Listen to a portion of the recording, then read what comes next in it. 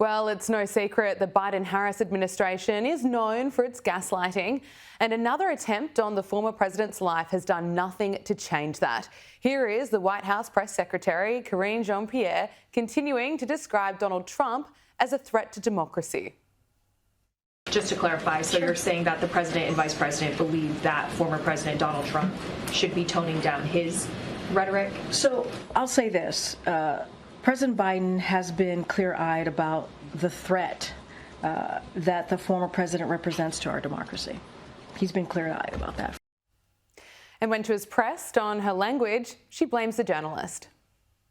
It's been only 2 days since somebody allegedly tried to kill Donald Trump again. And you're here at the podium in the White House briefing room calling him a threat. How many more assassination attempts on Donald Trump until the president and the vice president and you pick a different word to describe Trump other than threat? Peter, if anything from this administration, I actually completely disagree with the premise of your question, the question that you're asking. It is also incredibly dangerous in the way that you're asking it. I don't know how anyone can take her seriously anymore. Joining us now is Josh Hammer, Senior Editor-at-Large at Newsweek. Josh, great to speak with you. First of all, can I get your reaction to what happened on Sunday and also how the White House just continues to blame Donald Trump? You know, I grew up a New York Yankees baseball fan. And one of the greatest Yankees players of all time is Yogi Berra. And Yogi Berra, who won 10 world championships with the Yankees, was known for having a series of funny quotes. And one of his famous quotes, they called them Yogi-isms, was, "It's deja vu all over again."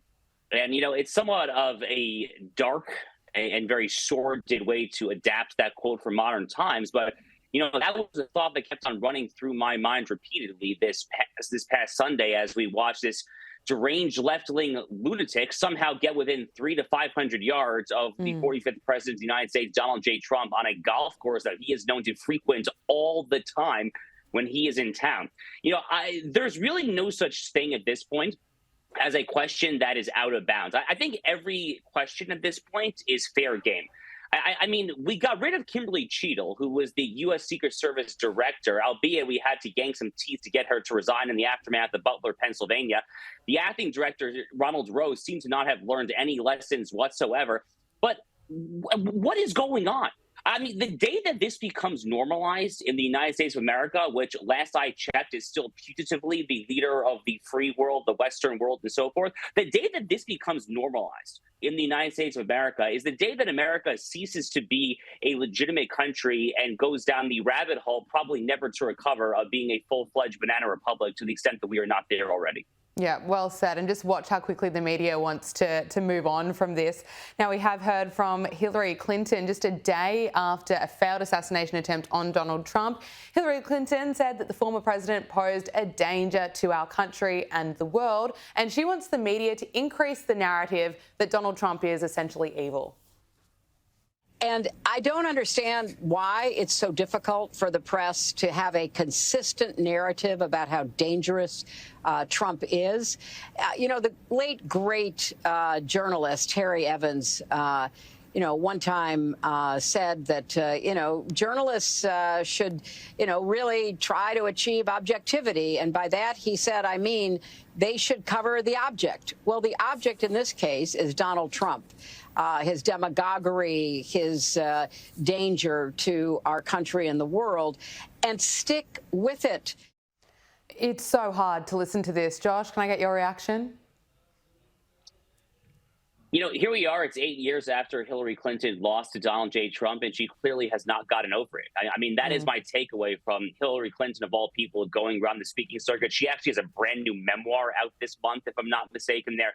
I mean, I don't know who takes Hillary Clinton seriously. Apparently, MSNBC, our left-wing media, at least some parts of it still take her seriously there. But I mean, that's my number one takeaway listening to her speak. I mean, talk about yesterday's news.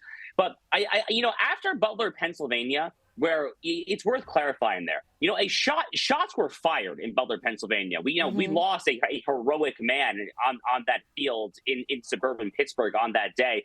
Donald Trump would have been a dead man if he hadn't turned just like that at the very last second. He would have been a dead man. So at that point, you actually did have some liberals, not many, but some, who were starting to say, okay, you know what, maybe it's time to tone it down a little bit. Not all, but there were some. In the aftermath of what happened on Sunday, you know, it's like Butler, Pennsylvania never happened. And now they're just looking at this guy who, thank God, never got a shot off. And we're just trying to pretend like this never happened. But, you know, what I've been doing in my various platforms all week, Abby, is to make sure that the American people don't forget that this happened, because this is a tragedy of the highest order. It is a tragedy of the highest order that we are about to decide a monumental, pivotal election. We have a lot on the ballot this November. If Kamala Harris becomes president of the United States, we're not going to recognize this country, I fear, forward to, God help us, 8 years from now. She's going to undermine, sabotage, and try to destroy the United States Supreme Court. This country is going to be the floodgates open like never before when it comes to illegal aliens from all around the third world. There, I could go on there. There's a lot on the ballot. And the notion that an assassin's bullet or an assassin's would-be bullet could actually play a role at this point in determining the election is third world clown car stuff. I mean, as someone who has devoted his adult life to trying to defend this country and restore it to its noble and righteous founding ideals, I cannot believe what I'm seeing out there. Yeah, well said. It's so hard to watch time and time again, and it's really difficult to watch people like Hillary Clinton making those comments and the mainstream media moving on quickly. And then let's just take a look at Kamala Harris. You brought her up. She's apparently harmless. She's not the threat to democracy, even though she's laughed about the idea of Donald Trump being killed. Here she is in an old interview with Ellen. If you had to be stuck in an elevator with either President Trump, Mike Pence, or Jeff Sessions, who would it be? Does one of us have to come out alive?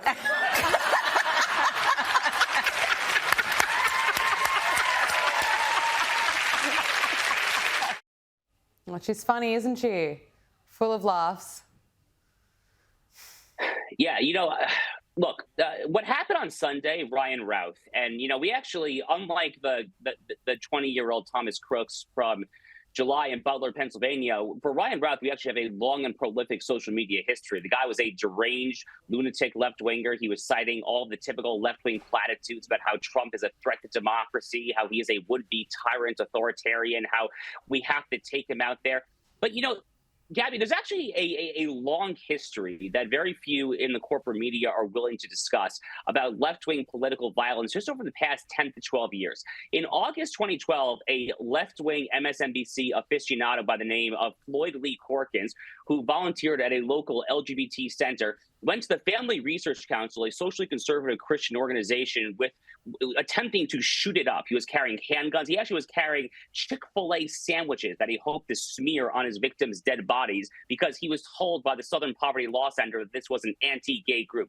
5 years later, James Hodgkinson, who was a 2016 Bernie Sanders presidential campaign supporter, also a diehard left-wing MSNBC fan, he tried to shoot up the entire Republican congressional baseball field. He almost killed Steve Scalise, who was then House Majority Whip. Thank God Steve Scalise survived. 5 years later, in June 2022, a young California man by the name of Nicholas Roski, who in his internal messages said that he was going to do everything he could to prevent Roe versus Wade from overturned, he got on a plane, flew to Washington, D.C., got a handgun, got zip tie, duct tape, and all sorts of other burglary tools and accessories and he was trying to then assassinate Justice Brett Kavanaugh, who was viewed as one of these swing votes after the leak of the Dobbs abortion decision. Thankfully, he turned himself in at the last minute and no violence was done. But there is a long and sordid history of left-wing political violence in this country. I could go back even further if I wanted to. That is the real story here. The real story here is that people here in the United States are saying, okay, let's all tone down the rhetoric. I'm good with that. I agree with that. The rhetoric all has really gone out of control. And it's time that we all remember that we are all our fellow American. But we should not pretend that is coming from both sides equally right now, because it is not. The left is the one right now that is actually inciting their fringe nut jobs to try to murder those on the other side. It is not the other way around. And we want all our leaders to be safe, but at the moment it really appears that Donald Trump is clearly the target. Now we're seeing celebrities come out and throw their support behind Kamala Harris. The latest is singer Billie Eilish. She follows Taylor Swift in her support for Kamala Harris. This is what Billie Eilish had to say on X. We are voting for Kamala Harris and Tim Walz because they are fighting to protect our reproductive freedom, our planet, and our democracy. We can't let extremists control our lives, our freedoms, and our future. The only way to stop them and the dangerous Project 2025 agenda is to vote and elect Kamala Harris. Vote like your life depends on it, because it does. The lying and the gaslighting from these celebrities, calling Donald Trump essentially an extremist, linking him to Project 2025. Look, Pharrell Williams has come out saying he wants celebrities to zip it when it comes to politics. Do you agree with him? Yeah, I absolutely do. In fact, my most recent syndicated column, Gabby, was on this exact topic following the Taylor Swift endorsement last week. You know, I think back to a line that Michael Jordan famously said in 1990. He was only 6 years into his NBA career. Michael Jordan came to prominence in the state of North Carolina. He won a national championship playing for the University of North Carolina Tar Heels men's basketball program. And once he was a superstar basketball player for the Chicago Bulls, he was well on his way to becoming a global marketed sports icon. He was asked to weigh in a U.S. Senate race in 1990 in North Carolina. It was a racially charged race. You had Jesse Helms, the Republican, a white man running against a black Democrat. And Michael Jordan, what he famously said, it's one of the most famous Michael Jordan quotes of all. He famously said, "Republicans buy sneakers too." In other words, I'm not going to get involved here. Yeah. And Michael Jordan, to his great credit, he actually doubled down 30 years later in a 2020 ESPN documentary where Barack Obama actually criticized Michael Jordan for not becoming a race activist. And Michael Jordan just said, "I don't really care if Barack Obama's mad at me. I'm just doing the best to sell sneakers." That is what these celebrities should do. Do what is best, or do what is necessary to sell your albums, sell your various wares, your basketballs, your footballs, whatever widget it is exactly that you are trying to sell there. But, you know, don't get involved when it comes to our political lives. Don't get involved when it comes to our religious lives or private lives, more generally speaking. You know, as Laura Ingraham, the Fox News host, once famously said about LeBron James in a slightly different context, she famously said, "Shut up and dribble." And, you know, she got in a lot of trouble for saying that at the time, but that's basically where I still come down today. Yeah, stick to what you're good at. Let's look at Kamala Harris. She has given her, wait for it, second interview of the campaign so far. Speaking with the National Association of Black Journalists, this is how she answered a question on how to lower grocery prices. Is the price of groceries still too high? Yes. Do we have more work to do? Yes. And I will tell you, I do believe that I offer a new generation of leadership for our country that is about, in particular, turning the page on an era that sadly has shown us attempts by some to incite fear, to create division in our country. Is she making any sense to you, Josh? No, that's a classic Kamala Harris word salad. You know, if I had a nickel every time she had one of those, then, you know, I would be a very, very wealthy man by now. You know, Kamala Harris has still, to my knowledge, not done a single fully transparent interview with the American press corps. I mean, we are coming up now on two months after the bloodless coup of Joe Biden in late July, and she has literally not sat down. And the reason for that is fairly obvious, which is the fact that she is fully incapable of thinking on her feet. That was why in the last debate that we just saw against Donald Trump about a week ago or so, it feels like an eternity has passed because of the assassination attempt, but it was just over a week ago. But in that debate, we saw Kamala Harris in the opening call 20, 30 minutes. She was clearly just citing canned, pre-rehearsed lines that she had memorized herself. I mean, look, there's a lot to say about Kamala Harris. She's not exactly a public policy savant. I mean, she doesn't exactly know the finer X's and O's, the crossing of the T's, the dotting of the I's when it comes to economic policy or immigration policy or foreign policy.